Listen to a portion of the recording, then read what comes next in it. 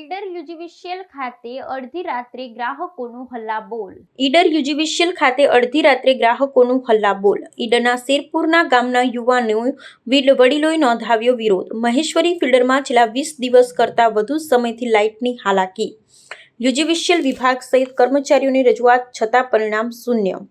મોટી સંખ્યામાં ગ્રામજનો ઈડર યુજીવીસીએલ કચેરી પહોંચી નોંધાવ્યો વિરોધ. ગામમાં બાળકો, મહિલાઓ, વૃદ્ધો સહિતના લોકોને લાઇટો વિના પડી રહી છે હાલાકી. આવનારા 24 કલાકમાં મહેશ્વરી ફીડરનું કામ યોગ્ય ન થાય તો ગાંધી ચિંધ્યા માર્ગે આંદોલનની ચીમકી. વગર બરોબર અમારે હવે જમવાનું સમયે નાના બાળકો રડતા હોય અને આવી પરિસ્થિતિમાં જો લાઇટ ના હોય તો આપ પણ સમજો છો. આપ અહીંયા ઈડર આવ્યા તો આપ સાહેબો એસી કરી અને એસીમાં બેઠા છો, લાઇટોમાં બેઠા છો. અમારી પરિસ્થિતિ શું હશે એ તો આપ તમે જાણો છો.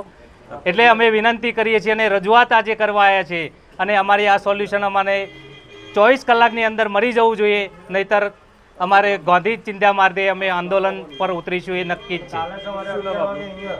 મારું નામ રાજુભાઈ ભીખાભાઈ પટેલ, શેરપુર.